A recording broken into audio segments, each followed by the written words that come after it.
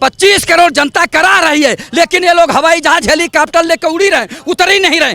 भारत की ब्रह्मोस मिसाइल पाकिस्तान में जा करके 15 फीट गड्ढा करके आसिफ मुनीर को उसमें जाके दफना दे रही है, ये इनको नजर नहीं आ रही है। पाकिस्तान को नेस्तनाबूद करने का समय आया था, लेकिन अपने अब्बा ट्रम्प के कहने से तुरंत सीज फायर कर दिया कि मंदिर मस्जिद हिंदू मुसलमान भारत पाकिस्तान भारतीय जनता पार्टी के किसी भी प्रवक्ता की हैसियत नहीं है। आपका 56 इंच का सीना अगर है तो अमेरिका वाले जो है आपके भारतीयों को पैरों में बेड़ी और हाथों में हथकड़ी लगा के भेजे, शर्म नहीं आती है? केंद्र सरकार को 11 साल हो गए हैं, तो आइए पूछते हैं हमारी लखनऊ की जनता से कि मोदी सरकार के किए हुए वादों पर क्या वो खरी उतर पाई है। सर, आपका क्या कहना है कि मोदी सरकार ने जो वादे किए थे लोगों से कि वो लोगों को जॉब्स देंगे या आम आदमी को का खर्चा कम कराएंगे, महंगाई कम करेंगे, क्या कहना है आपका कि मोदी सरकार खरी उतर पाई या नहीं?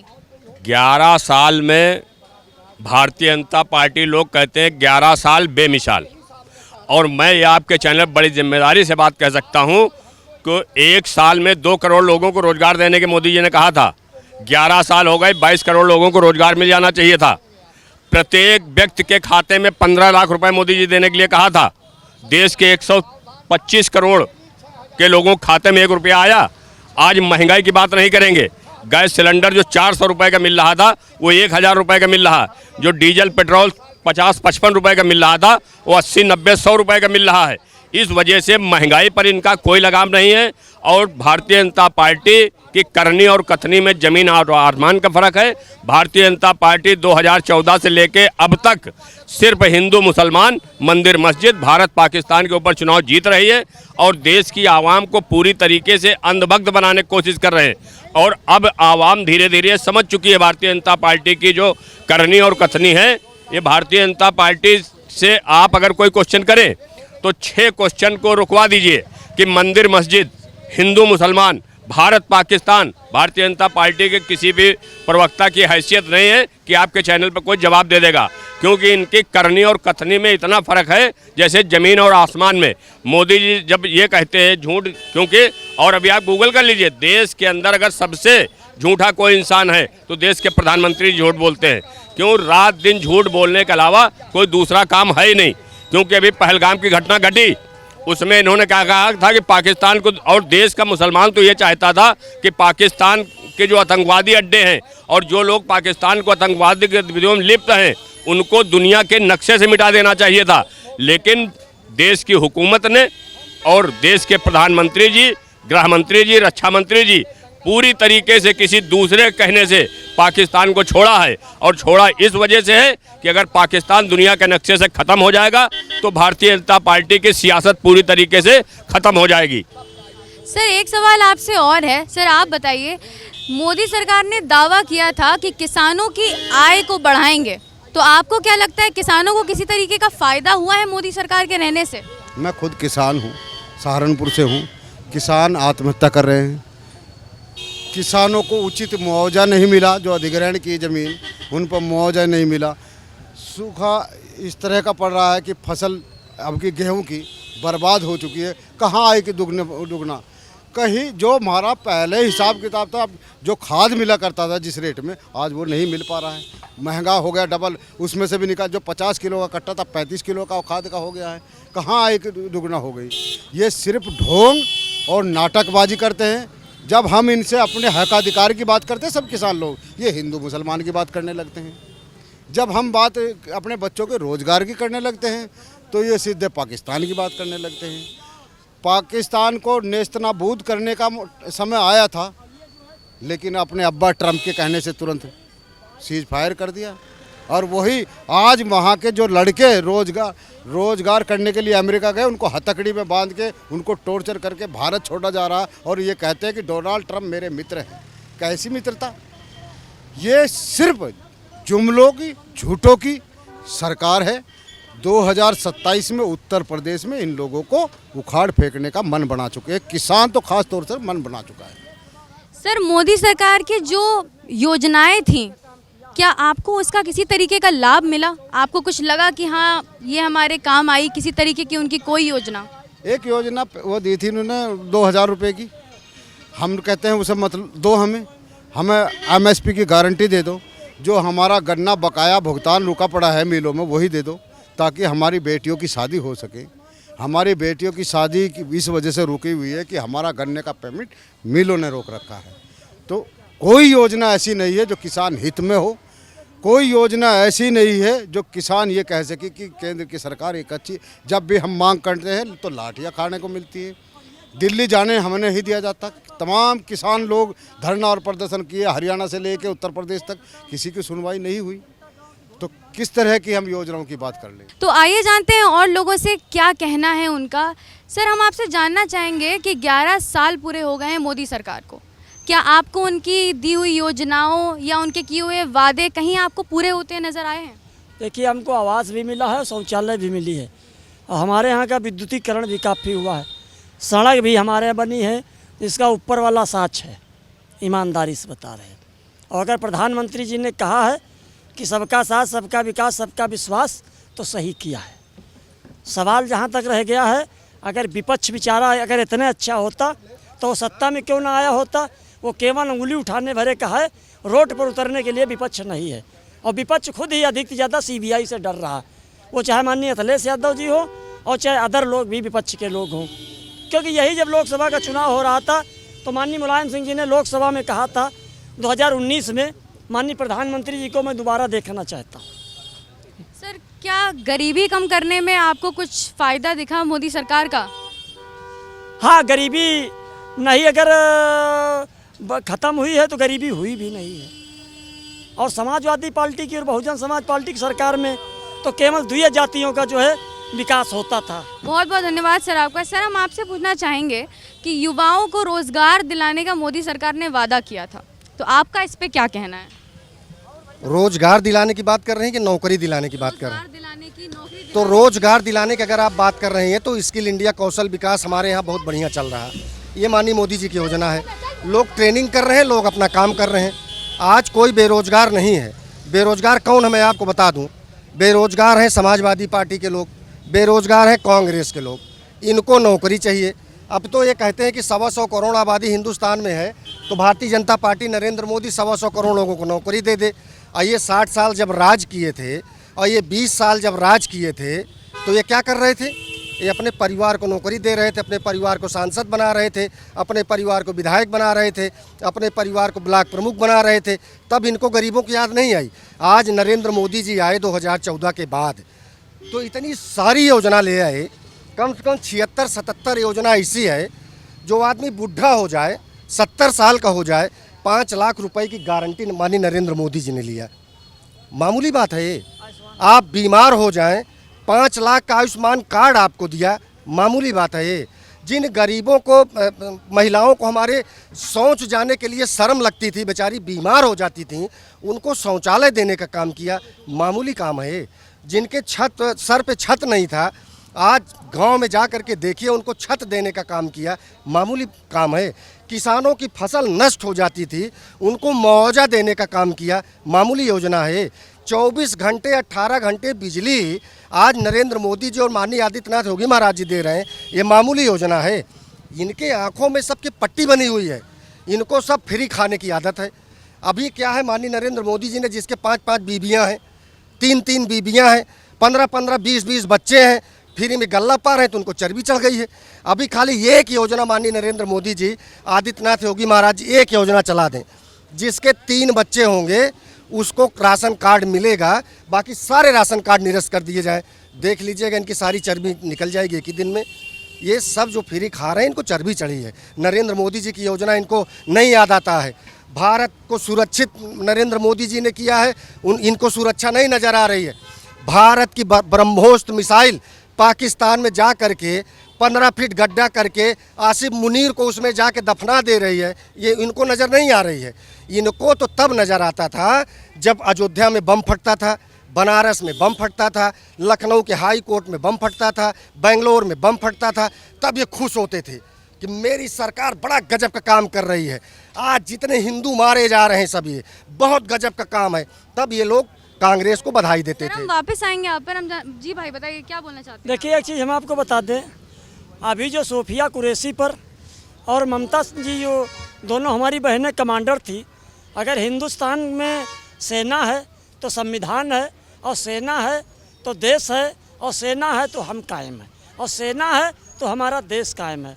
इन बहनों के साथ हमारी जो सेना पर उंगली उठी और सेना पर खिलवाड़ खेला गया, और जिन लोगों ने ममता सिंह जी पर और सोफिया कुरैशी पर जिन लोगों ने अभद्र सवाल उठाए, मैं माननीय राष्ट्रपति जी से और माननीय मुख्य न्यायाधीश सुप्रीम कोर्ट के सर्वोच्च न्यायालय से और प्रधानमंत्री जी से मांग करते हैं कि इनके खिलाफ देशद्रोह का और जो है राष्ट्र का मुकदमा लिखना चाहिए। ये भी एक बहुत ज़रूरत। और जहाँ तक रही बात जनसंख्या नियंत्रण की, जनसंख्या नियंत्रण की बात हम मानते हैं।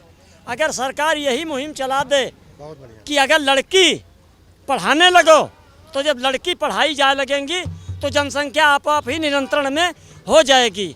ये मामला पारिवारिक है, ये कोई राजनीतिक नहीं है। तो ये लड़कियों को पढ़ाने का घर घर क्यों नहीं सरकार अपनी रवैया चला रही है।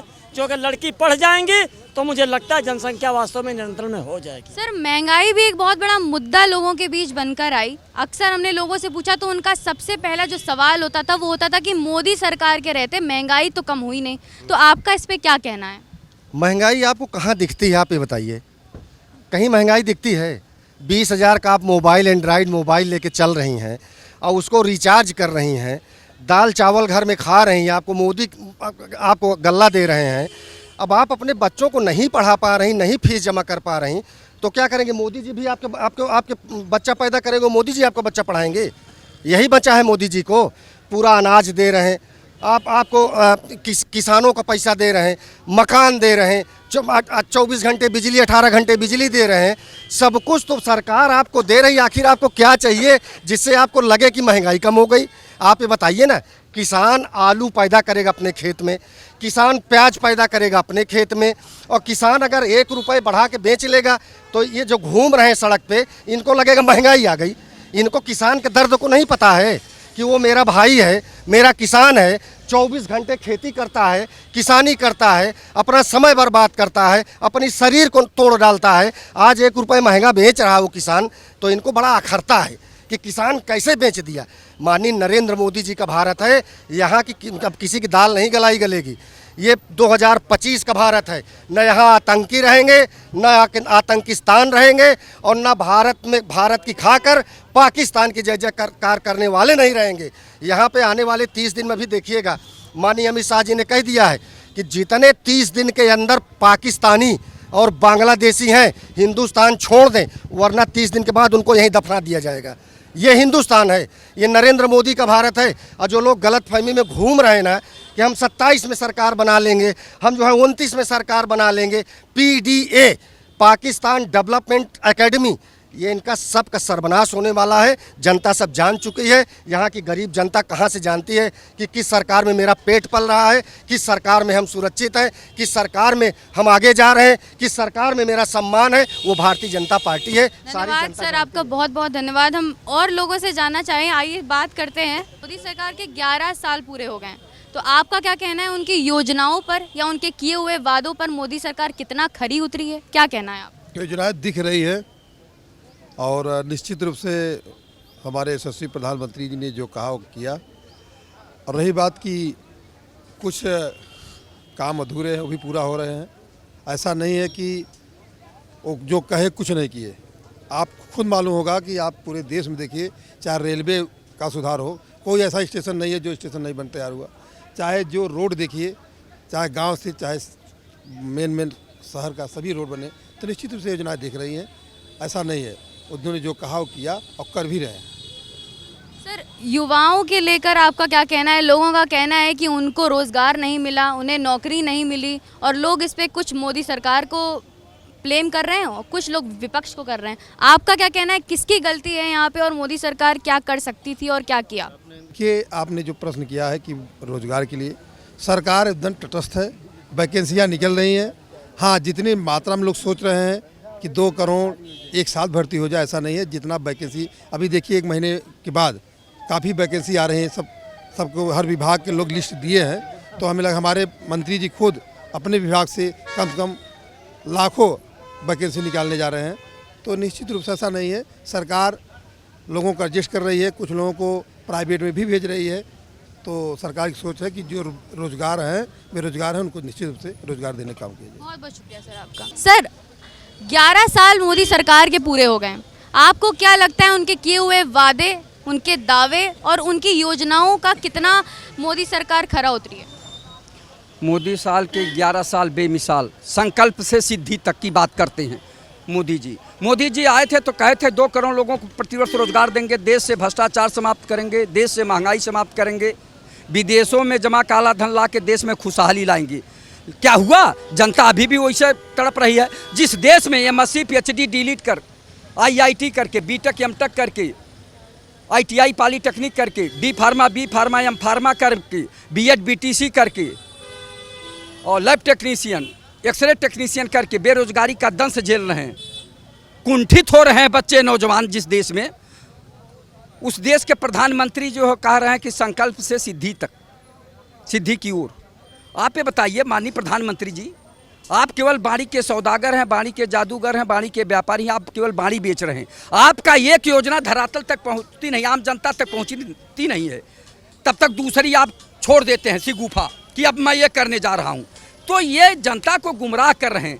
आप ये बताइए कि आपने कौन सा विश्व लेवल का विश्वविद्यालय बनवाया, कौन सा विश्व लेवल का कोई अस्पताल बनवाया, और आप विश्व गुरु बनने की बात करते हैं। आपका विश्व में डंका बजता है ना?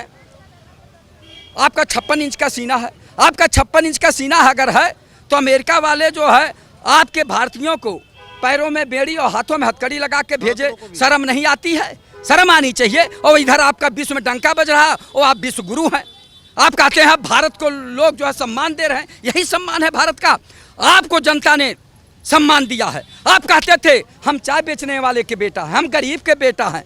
हमारी माँ दूसरों के घरों में खाना बनाती थी और वहीं से जो खाना लाती थी वही खा के हमने अपना किसी तरह से जीवन जिया है।